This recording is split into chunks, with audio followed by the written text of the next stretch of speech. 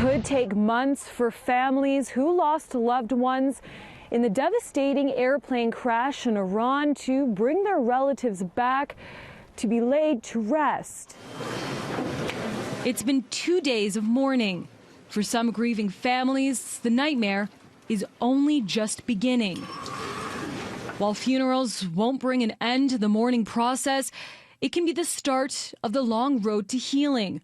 However, some families won't be getting that closure anytime soon, according to this funeral director. The pain that they're feeling and their reaction to loss, their closure is taking way too long. And this is building up, and the stress builds up. According to Islamic law, the deceased should be buried as soon as possible, usually no more than 24 hours after death. His final resting place is the grave. So that's why we like to kind of do it within the 24 hours. We feel that this is the best that you can do for the deceased, is to give them their final rites.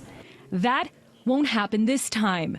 Salwa Qadri says burials could be delayed months. She points to the Ethiopian plane crash last March.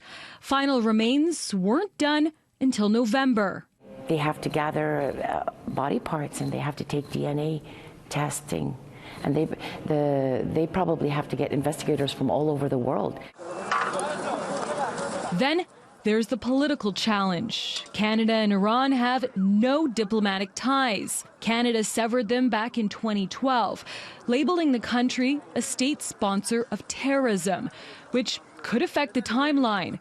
For families going through this process, Qadri says it's important to talk, helping each other through the pain. So there's sometimes we just have to create a comfort zone for them and a guidance to help, and just promise that we're going to do the best we can to help when the time comes to bring deceased people home. In Edmonton, Rachelle Elsiufi, City News.